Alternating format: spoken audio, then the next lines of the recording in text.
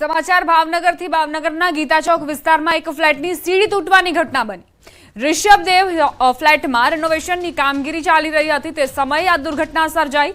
ઘટના બની તે સમયે 16 પરિવાર ફ્લેટમાં હાજર હતા। ફાયર વિભાગ દ્વારા તમામ લોકોનું સફળ રેસ્ક્યુ કરવામાં આવ્યું છે। તો આ ફ્લેટમાં 16 પરિવારો ફસાયા હતા। સીડી મારફતે તમામનું રેસ્ક્યુ કરવામાં આવ્યું। ઋષભદેવ ફ્લેટમાં રેનોવેશનની કામગીરી ચાલી રહી હતી અને તે દરમિયાન આ દુર્ઘટના બની। એકાએક અહીં આ દુર્ઘટના સર્જાઈ હતી। જો કે તાત્કાલિક જ સીડીની વ્યવસ્થા કરાઈ અને ત્યાંથી 16 પરિવારો તેમના જે લોકો હતા તેમને બહાર કાઢવામાં આવ્યા। સેકન્ડ ફ્લોરમાં સીડીનું જે સમારકામ ચાલુ હતું, રિપેરિંગ કામ, તે દરમિયાન સીડીનો ભાગ પડી જતા પગના જે માણસો હતા તેમને આપણે આપણી એક્સટેન્શન લેટર દ્વારા નીચે સેફલી ઉતારી લીધેલ છે અને કોઈ ઈજા કે જાનહાની કોઈ થયેલ નથી। મહેસાણાના વિસનગરમાં ઇલેક્ટ્રિક વાહનની બેટરી ફાટતા ઘરમાં આગ લાગી। જો કે ઘટનામાં કોઈ જાનહાનિના સમાચાર નથી। પરાગ નાયક નામના વ્યક્તિએ ઇલેક્ટ્રિક વાહનની બેટરી ચાર્જિંગ કર્યા બાદ ઘરમાં મૂકી હતી ત્યારે રાતના સમયે અચાનક બેટરીમાંથી ધુમાડા નીકળતા દોડધામ મચી। સમય સૂચકતા વાપરતા પરિવાર ઘરની બહાર નીકળી ગયો હતો અને આસપાસના લોકોએ દોડી આવીને બેટરી પકડી બહાર મૂકી આવ્યા હતા। જો કે બેટરી ફાટવાના કારણે આગ લાગવાથી ઘરમાં ઘણું નુકસાન થયું।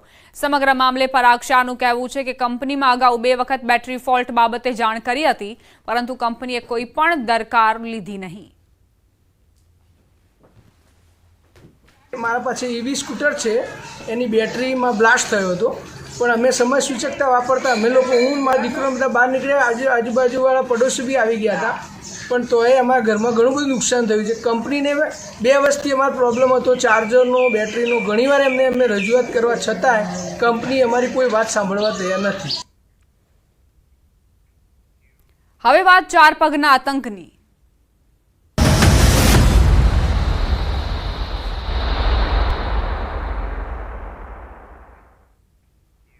અરવલ્લી જિલ્લાના ગ્રામ્ય પંથકમાં દીપડો દેખાવાના બનાવો સામે આવતા હોય છે ત્યારે ફરી એકવાર મોડાસા નજીક ચોપડા પહાડપુર માર્ગ પર દીપડાએ લટાર મારતા જોવા મળ્યો।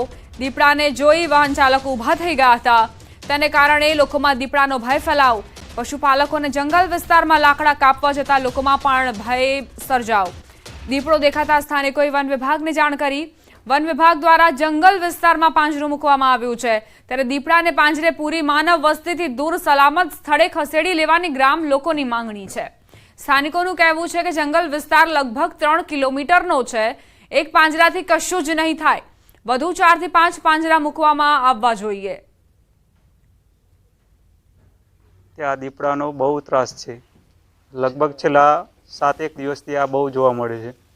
તો એના માટે ફોરેસ્ટવાળાને ખાસ વિનંતી કે એના માટે 4 થી 5 પાંજરા મૂકે અને જે આ પાંજરું મૂક્યું છે એમાં કોઈ એના માટે ખોરાક નથી, કોઈ એના માટે કોઈ સેફટી નથી।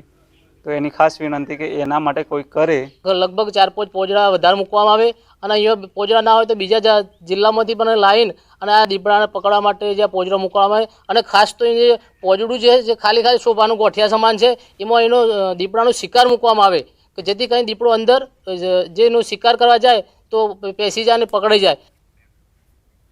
વડોદરાના વાઘોડિયામાં રખડતા પશુનો આતંક જોવા મળ્યો છે। શેરીમાં રખડતા પશુએ ઘરમાં ઘૂસી ઉત્પાત મચાવ્યો।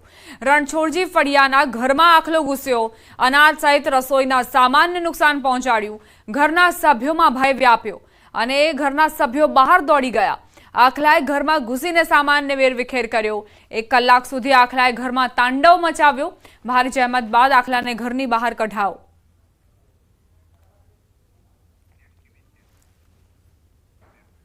માણાવદરથી પ્રાપ્ત થઈ રહ્યા છે જ્યાં મહિલાઓનું હલ્લાબોલ।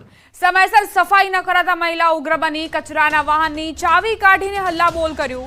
આ ઘટના માણાવદર વોર્ડ નંબર 4ની છે। અહીં ચોમાસા દરમિયાન ગંદકી અને કચરાના ઢગ જોવા મળતા હોય છે। સ્થાનિકો ત્રાહિમામ પુકારી ઉઠ્યા છે। વારંવાર રજૂઆત કરવા છતાં સમયસર સફાઈ કરાતી નથી। આખરે રોષે ભરાયેલી મહિલાઓ એકત્રિત થઈ અને કચરાની ગાડીની ચાવી જ લઈ લીધી। ઘણા દિવસોથી સફાઈ ન થતા મહિલાઓ રોડ પર ઉતરી આવવા મજબૂર બની અને ટીપર વાહનની ચાવી કાઢી લીધી। સાથે ચીમકી ઉચ્ચારી કે જ્યાં સુધી યોગ્ય સફાઈ નહીં કરાય ત્યાં સુધી ચાવી નહીં મળે। આ ઘટનાથી નગરપાલિકાના સેનિટેશનના અધિકારીઓને દોડતું આવવું પડ્યું અને મામલો થાળે પડ્યો હતો। મહિલાઓનું કહેવું છે કે ઘણા સમયથી માંગ કરી રહ્યા છીએ, તેમ છતાં પણ પગલાં નથી લેવાઈ રહ્યા. સ્થાનિક મહિલાનું કહેવું હતું કે રોગચાળો ફાટી નીકળ્યો છે, સાફ સફાઈ કરવા કોઈ નથી આવતું. દર ચોમાસામાં આવી જ હાલત થાય છે. વારંવાર રજૂઆત છતાં કોઈ ધ્યાન નથી દેતું. વરસાદનું વાતાવરણ હોવાથી રોગચાળો બહુ જ ફાટી નીકળ્યો છે. નગરપાલિકામાં વારે ઘડી અમે જઈએ છીએ પણ કોઈ સફાઈ કરવા આવતું નથી. પોદરા અને ગંદકી એટલી છે કે પોદરામાંથી હીરું પણ હાલે છે, પણ કોઈ આવતું નથી સાફ સફાઈ કરવા. હર ઘડી અમે જઈએ છીએ, એટલા માટે અમે ગાડીની ચાવી કાઢી લીધી. રોજ અમારે સફાઈ કરો ત્યારે અમે ગાડીની ચાવી અહીંયા આપશું. કાયમીને માટે દર ચોમાસે આ જ પ્રશ્ન હોય છે. વરસાદી વાતાવરણમાં નથી કોઈ ભરવા આવતું, નથી સફાઈ કરવા આવતું, ને આમ નામ છોકરા એમાં પડે છે આખડે ને એમાં લપટે છે ઘણે, પણ કોઈ ભરવા પણ આવતું નથી ક્યારે પણ.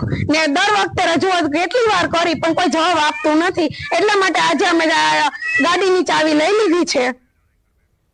સમાચાર ભાવનગરથી. ભાવનગરના ગીતા ચોક વિસ્તારમાં એક ફ્લેટની સીડી તૂટવાની ઘટના બની. ઋષભદેવ ફ્લેટમાં રેનોવેશનની કામગીરી ચાલી રહી હતી તે સમયે આ દુર્ઘટના સર્જાઈ. ઘટના બની તે સમયે 16 પરિવાર ફ્લેટમાં હાજર હતા. ફાયર વિભાગ દ્વારા તમામ લોકોનું સફળ રેસ્ક્યુ કરવામાં આવ્યું છે. તો આ ફ્લેટમાં 16 પરિવારો ફસાયા હતા. સીડી મારફતે તમામનું રેસ્ક્યુ કરવામાં આવ્યું. ઋષભદેવ ફ્લેટમાં રેનોવેશનની કામગીરી ચાલી રહી હતી અને તે દરમિયાન આ દુર્ઘટના બની. એકાએક અહીં આ દુર્ઘટના સર્જાઈ હતી. જોકે તાત્કાલિક જ સીડીની વ્યવસ્થા કરાઈ અને ત્યાંથી 16 પરિવારો તેમના જે લોકો હતા તેમને બહાર કાઢવામાં આવ્યા. સેકન્ડ ફ્લોરમાં સીડીનું જે સમારકામ ચાલુ હતું, રિપેરિંગ કામ, તે દરમિયાન સીડીનો ભાગ પડી જતા પડીને જે માણસો હતા તેમને આપણે આપણી એક્સટેન્શન લેટર દ્વારા નીચે સેફલી ઉતારી લીધેલ છે અને કોઈ ઈજા કે જાનહાની કોઈ થયેલ નથી. મહેસાણાના વિસનગરમાં ઇલેક્ટ્રિક વાહનની બેટરી ફાટતા ઘરમાં આગ લાગી. જોકે ઘટનામાં કોઈ જાનહાનિના સમાચાર નથી. પરાગ નાયક નામના વ્યક્તિએ ઇલેક્ટ્રિક વાહનની બેટરી ચાર્જિંગ કર્યા બાદ ઘરમાં મૂકી હતી. ત્યારે રાતના સમયે અચાનક બેટરીમાંથી ધુમાડા નીકળતા દોડધામ મચી. સમય સૂચકતા વાપરતા પરિવાર ઘરની બહાર નીકળી ગયો હતો અને આસપાસના લોકોએ દોડી આવીને બેટરી પકડી બહાર મૂકી આવ્યા હતા. જોકે બેટરી ફાટવાના કારણે આગ લાગવાથી ઘરમાં ઘણું નુકસાન થયું. સમગ્ર મામલે પરાગ શાહનું કહેવું છે કે કંપનીમાં અગાઉ 2 વખત બેટરી ફોલ્ટ બાબતે જાણ કરી હતી, પરંતુ કંપનીએ કોઈ પણ દરકાર લીધી નહીં. મારા પાસે ઈવી સ્કૂટર છે, એની બેટરીમાં બ્લાસ્ટ થયો હતો, પણ અમે સમય સૂચકતા વાપરતા અમે લોકો, હું મારા દીકરો બધા બહાર નીકળ્યા. આજુબાજુવાળા પડોશી બી આવી ગયા હતા, પણ તોય અમારા ઘરમાં ઘણું બધું નુકસાન થયું છે. કંપનીને 2 વર્ષથી અમારો પ્રોબ્લેમ હતો ચાર્જરનો, બેટરીનો. ઘણીવાર એમને રજૂઆત કરવા છતાંય કંપની અમારી કોઈ વાત સાંભળવા તૈયાર નથી. હવે વાત 4 પગના આતંકની.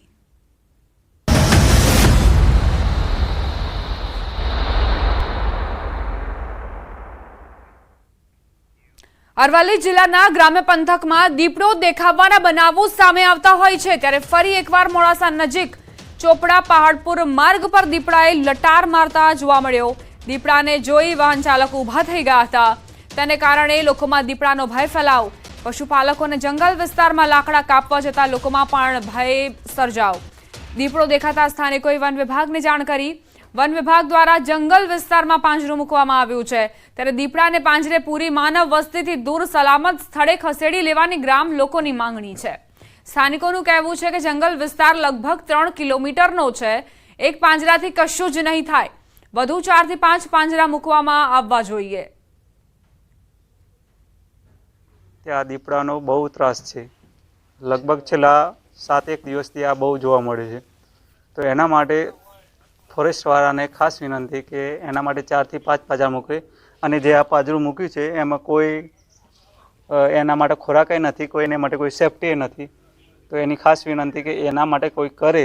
લગભગ 4-5 પોજડા વધારે મૂકવામાં આવે અને અહીંયા પોજડા ના હોય તો બીજા જિલ્લામાંથી પણ લાવીને અને આ દીપડાને પકડવા માટે જે પોજડા મૂકવામાં આવે. અને ખાસ તો જે પોજડું છે જે ખાલી શોભાનું ગોઠિયા સમાન છે, એમાં એનો દીપડાનો શિકાર મૂકવામાં આવે કે જેથી કંઈ દીપડો અંદર જે એનો શિકાર કરવા જાય તો પેસી જાય અને પકડાઈ જાય. વડોદરાના વાઘોડિયામાં રખડતા પશુનો આતંક જોવા મળ્યો છે। શેરીમાં રખડતા પશુએ ઘરમાં ઘૂસી ઉત્પાત મચાવ્યો। રણછોડજી ફળિયાના ઘરમાં આખલો ઘૂસ્યો, અનાજ સહિત રસોઈના સામાનને નુકસાન પહોંચાડ્યું। ઘરના સભ્યોમાં ભય વ્યાપ્યો અને ઘરના સભ્યો બહાર દોડી ગયા। આખલાએ ઘરમાં ઘૂસીને સામાનને વેરવિખેર કર્યો। 1 કલાક સુધી આખલાએ ઘરમાં તાંડવ મચાવ્યો। ભારે જહેમત બાદ આખલાને ઘરની બહાર કઢાયો।